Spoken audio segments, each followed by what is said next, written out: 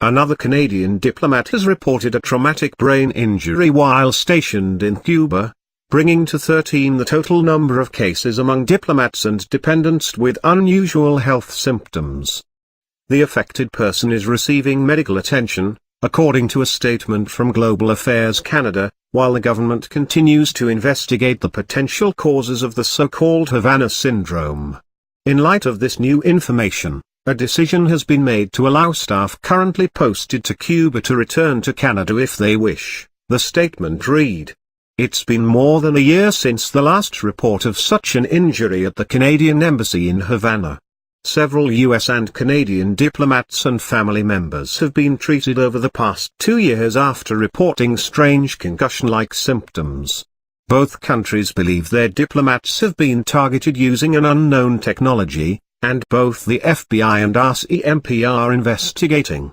The U.S. has also imposed sanctions on Cuba over the attacks, though officials in both Washington and Ottawa believe that the Cuban government is probably telling the truth when it denies involvement.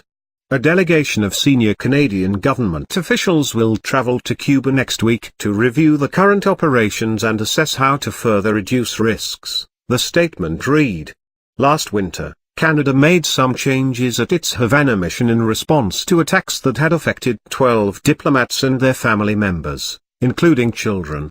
Havana became an unaccompanied posting, meaning family members were no longer encouraged to join diplomatics in Havana.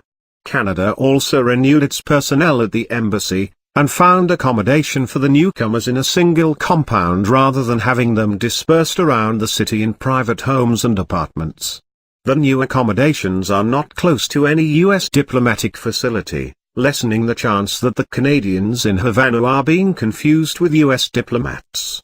Prior to the newest case, the last Canadian to report symptoms was diagnosed last fall, but believed the original attack had occurred earlier that summer. The newest case, involving a career diplomat, according to government sources, comes after almost 18 months with no reported incident.